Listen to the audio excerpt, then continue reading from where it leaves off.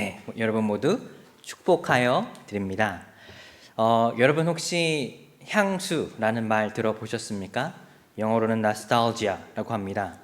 향수라고 하는 것은 지난날의 어떤 때를 생각하고 그리워하는 것, 뭐 그런 거겠죠? 학창 시절 혹시 때론 생각하십니까?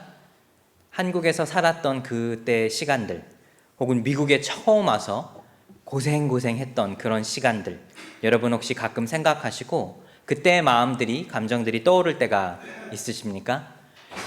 요새 젊은 사람들이 제가 보여드리는 이 그림이 뭔지 잘 모르더라고요. 이게 뭐죠? 카세트 테이프죠. 그래서 영상에 한 사람이 이런 영상을 찍었어요. 우리 고등학생들, 대학생들에게 이 카세트 테이프를 보여주고 이게 뭔지를 아니? 라고 물어보니까 애들이 이게 뭐예요? 컴퓨터인가요? 이게 뭐 CD 플레이어인가요? 뭔지를 모르더라고요. 그래서 제가 그 모습을 보고 너무 충격을 받았어요.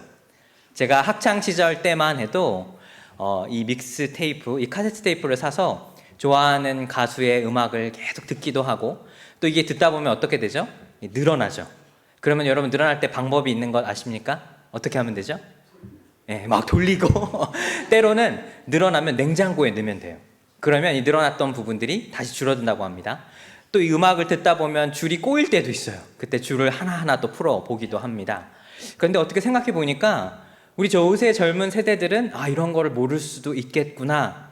이게 어떻게 보면 지나간 세대 하나의 추억, 향수와도 같은 게 되어버렸구나. 그 사실이 조금 슬프면서도 또 시간이 가는 것에 우리가 어쩔 수 없구나 라는 생각이 들었습니다.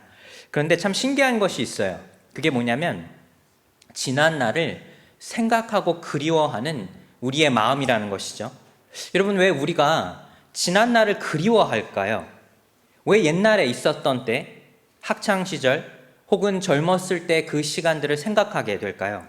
이게 인간의 마음을 살펴보는 이 여러 학자들에 따르면 우리 사람들의 마음에 약간 방어적인 체계래요. 내가 현재의 어떤 어려움이 있거나 어떤 삶의 어려움의 순간들을 지나게 될 때 우리 인간들은 본능적으로 옛날에 좋았던 때를 생각하게 된대요. 예전에 내가 그래도 행복했는데, 예전에 내가 참 어떤 고민도 없이 그런 삶을 살았던 때가 있었는데, 그렇게 생각하는 게 우리 마음의 방어 본능이라고 합니다. 그런데 최근에 이 클레이 라틀레지라고 하는 분이 책을 쓰게 됐는데, 이분이 이 책에서 조금 더 흥미로운 내용을 이야기를 했습니다. 그 책의 제목이 Fast Forward: How Nostalgia Can Help You Live a More Meaningful Life.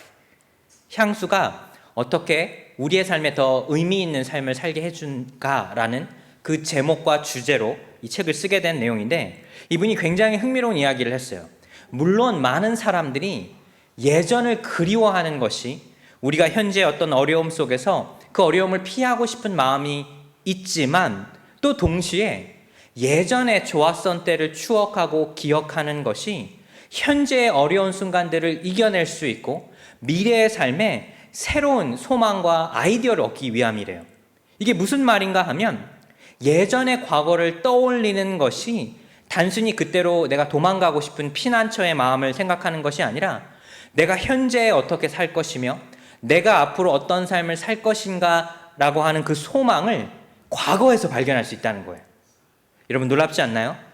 예전의 과거의 때를 추억함으로 현재의 삶에서 용기를 얻을 수 있고, 현재의 삶의 용기를 얻음으로 미래의 삶에 소망을 꿈꿀 수 있다는 것입니다. 우리 신앙생활도 마찬가지인 것 같아요. 여러분, 우리 현재의 어려움의 순간들을 지금 지나가고 계십니까? 그렇다면 우리가 반드시 기억해야 할 것이 있는데, 과거의 하나님의 은혜라는 사실이죠. 지난날의 하나님의 은혜를 내가 생각하고 내 마음에 깊이 묵상하게 되면 현재 어려움의 순간에 용기를 얻을 수 있습니다. 또 마음에 용기를 얻게 되면 앞으로의 삶 속에서도 이겨낼 수 있다라고 하는 소망을 품을 수 있다는 것이죠. 지금 여러분의 삶은 어떠십니까? 혹시 여러분 중에서 좀 답답한 그 삶의 순간들을 지나가고 계신 분들 계십니까? 내가 어떻게 앞으로 내 삶을 살아야 하지? 그 답에 대한 질문을 찾고 계십니까? 그렇다면 먼저 지난날의 하나님의 은혜를 떠올려 보시는 여러분의 삶이 되시기를 축복하여 드립니다. 우리는 계속해서 로마서의 말씀을 나누고 있습니다. 로마서가 1장부터 7장까지 지난 몇 주간 동안 말씀을 나누었죠. 그리고 오늘은 이 8장에 관한 말씀인데, 로마서를 우리 한번 이렇게 생각해 볼 수 있을 것 같습니다. 누군가에게 로마서를 읽어보라고 권유할 때는 사도 바울이 이 복음에 관하여 그 내용을 적은 매뉴얼과도 같다는 것이죠. 복음의 매뉴얼. 여러분, 어떤 새로운 이 전자기기나 냉장고나 전자레인지를 사게 되면 우리가 매뉴얼을 좀 읽어봐야 돼요. 매뉴얼을 읽어보게 될 때, 내가 이걸 어떻게 사용하는지, 혹은 내가 잘 모르는 부분이 있을 때 그 매뉴얼을 통해서 그 어려움을 해결할 수 있죠. 사도 바울이 복음의 매뉴얼을 이 로마서의 말씀으로 우리에게 전해 주었다는 것이죠. 그런데 단순히 매뉴얼이 아니에요. 어떻게 내가 복음을 알 수 있을까로 이 로마서를 읽는다면 우리에게 도움을 줄 수 있지만, 거기서 한 단계 더 나아가야 되는 부분이 있습니다. 그게 뭐냐면 바로 사도 바울이 본인의 일생을 거쳐서 경험한 복음의 능력과 은혜라는 것이죠. 매뉴얼로 이 복음을 끝내게 된다면 그냥 단순히 지식과 지혜일 뿐이지만, 내 삶에 적용시키는 복음의 능력으로 로마서를 읽어보게 된다면 단순히 매뉴얼이 아니라 우리의 삶을 변화시킬 수 있다는 사실입니다. 우리는 로마서의 8장을 들어가게 되면서 하나님의 놀라운 이 복음의 능력에 관해 다시 한번 깨닫게 되는데, 로마서 8장 1절과 2절에 사도 바울이 이렇게 이야기하게 됩니다. 우리 이 말씀을 같이 한번 읽어보겠습니다. 그러므로 이제 그리스도 예수 안에 있는 자에게는 결코 정죄함이 없나니, 이는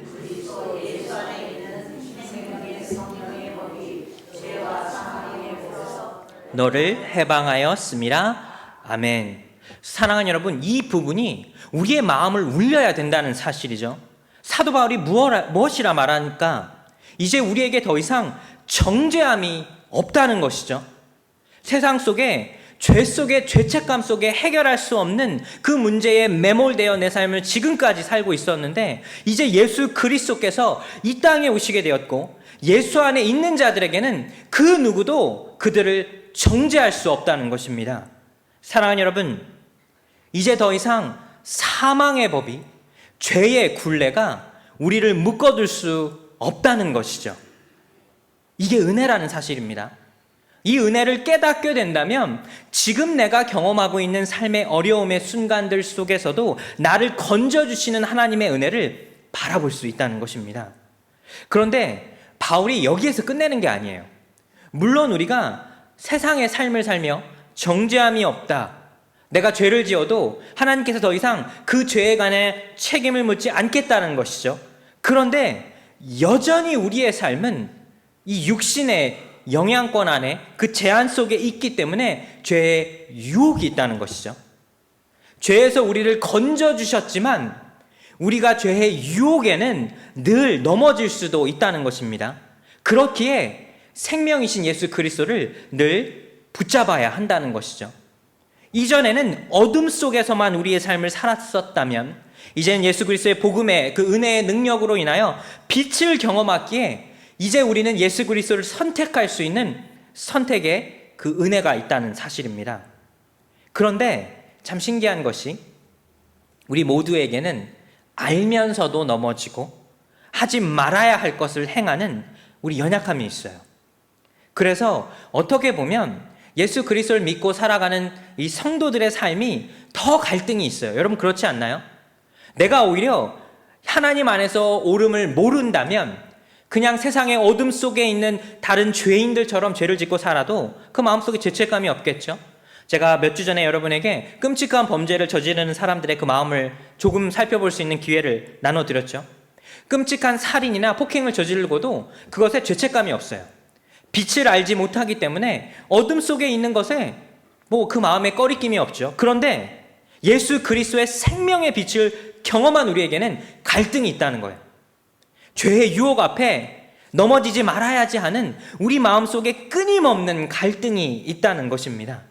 그래서 성도의 삶이 괴롭습니다. 여러분, 그렇지 않나요? 내가 하나님 앞에 과연 나아갈 수 있는 사람인가?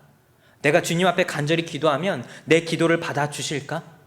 주님 앞에 한없이 작아지고 우리의 마음의 평안을 끊임없이 쫓아가는 삶이 우리 영적인 삶이라는 것이죠. 예수 그리스도 안에 정죄함은 없으나 죄의 유혹은 이겨낼 수 있어야 한다는 것입니다. 그런데 여기서 또 한 가지 문제가 있어요. 그게 뭐냐면 정죄함이 없다라는 그 말을 이렇게 생각하는 사람들이 있습니다. 그냥 내가 세상에 내 마음대로 살아도, 죄를 지어도, 잘못을 해도 하나님은 날 용서해 주실 거야. 그러니까 상관없어. 여러분, 이 부분이 가장 무서운 부분이라는 사실이죠. 오히려 믿는 사람들이 어떻게 저렇게 끔찍한 범죄를 저지르고도 죄책감 하나 없을 수 있을까라는 그 질문의 답이 바로 그들에게 정죄함이 없다는 사실을 악용하고 남용하면서 이 부분에 문제가 생긴다는 사실이죠. 그래서 본헤퍼 목사님은 나치 정권 시대에 맞서서 대결했던 목사님이신데 결국에는 순교를 당하셨죠. 그분은 그 사람들이 말하는 은혜를 값싼 은혜라고 이야기했는데 이런 이야기를 했습니다. 값싼 은혜가 무엇인가 하면 회개 없이도 죄를 용서하는 설교요, 인격적인 참회가 없는 면죄의 확인입니다. 순종이 없는 은혜, 십자가가 없는 은혜, 살아계시고 인간이 되신 예수 그리스도가 없는 은혜, 이것이 값싼 은혜입니다. 여러분, 무서운 부분입니다. 하나님의 은혜를 너무 값싼 것으로 생각한다면 내가 아무리 세상 앞에 죄를 지어도, 아무리 나쁜 죄를 저질러도 하나님은 나를 그냥 용서해 주실 거야 하는 그 삶이 오히려 주님의 은혜를 바닥에 떨어뜨리는 삶이며 그 앞에서 그들의 죄에 대한 반드시 그 책임을 지어야 한다는 사실이죠. 저는 교회 다니면서 참 교회 안에서 문제들이 발생할 때 참 마음이 무너지는 경험을 여러 번 했어요. 교회 밖에 있는 사람들이나 교회 성도들은 더 하겠죠. 여러분, 너무나 이제는 우리에게 친숙합니다. 교회 안에 성추행이나 성적인 문제를 일으킨 목사들이 아무렇지도 않게 이 강단에 복귀해서 하나님의 말씀을 전합니다.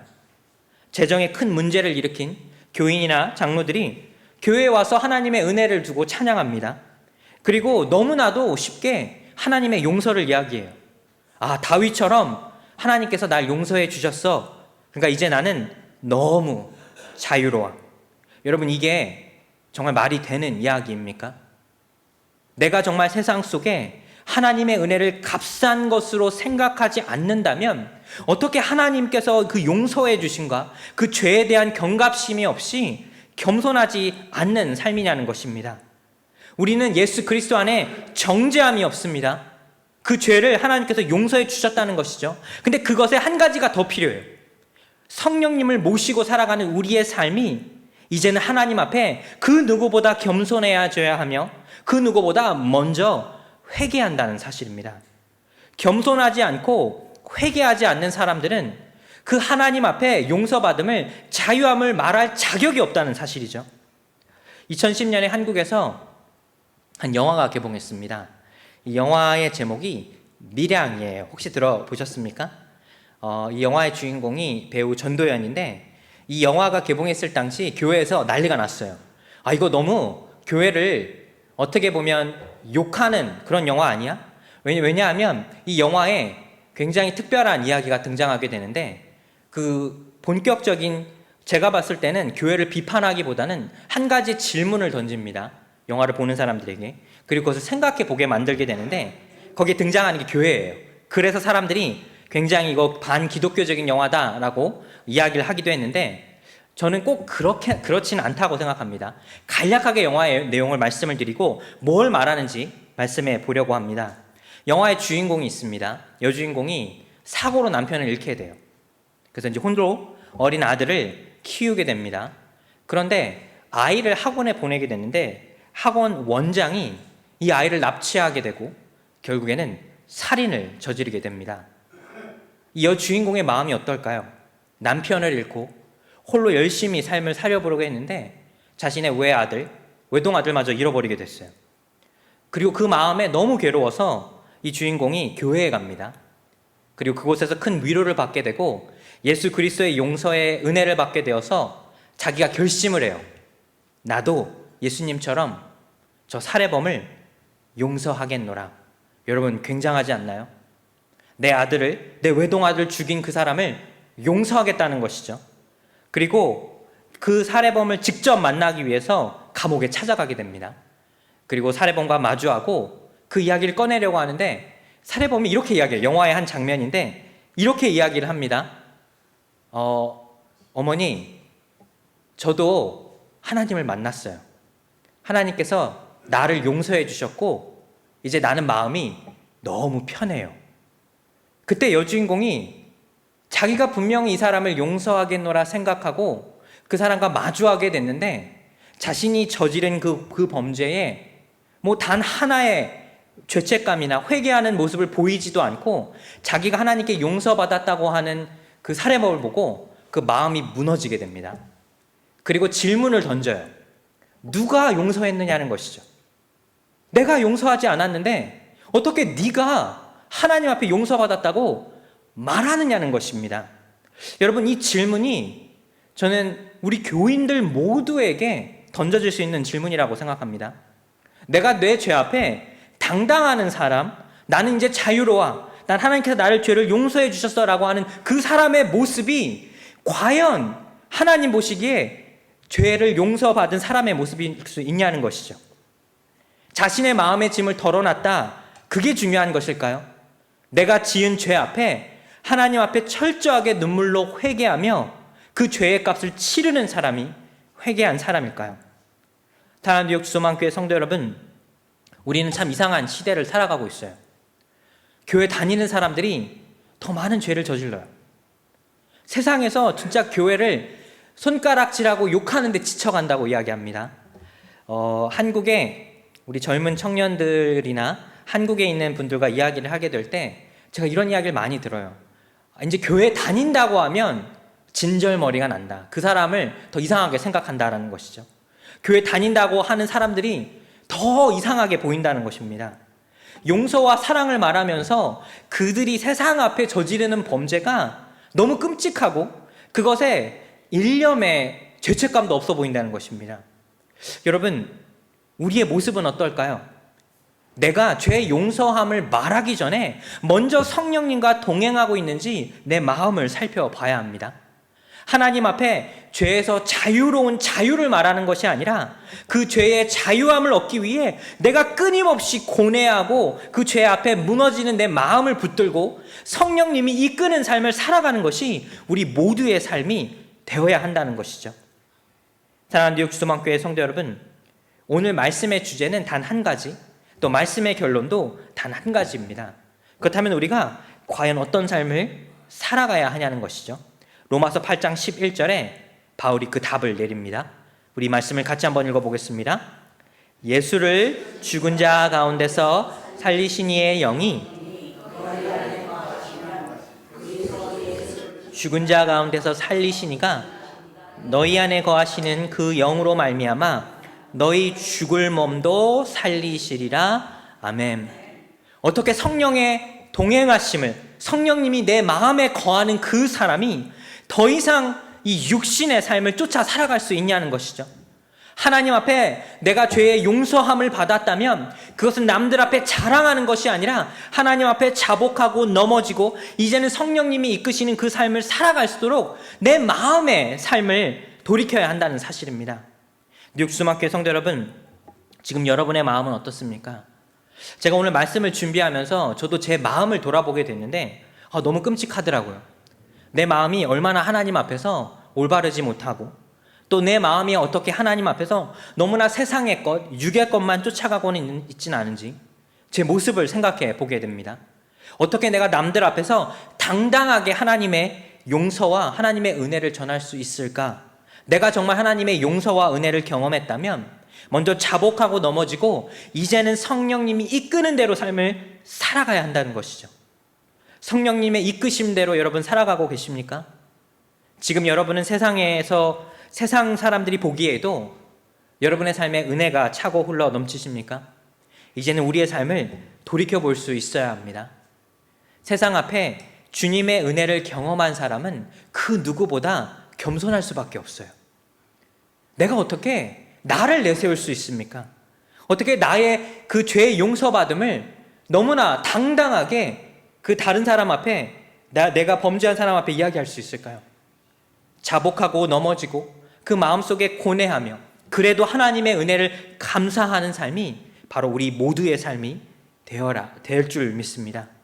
여러분의 삶에 이 하나님의 크신 은혜가 차고 흘러 넘쳐 이제는 육신의 삶을 사는 것이 아니라 영의 이끄시는 대로 삶을 사시는 여러분의 삶이 되시기를 축복하여 드립니다. 우리 기도하겠습니다.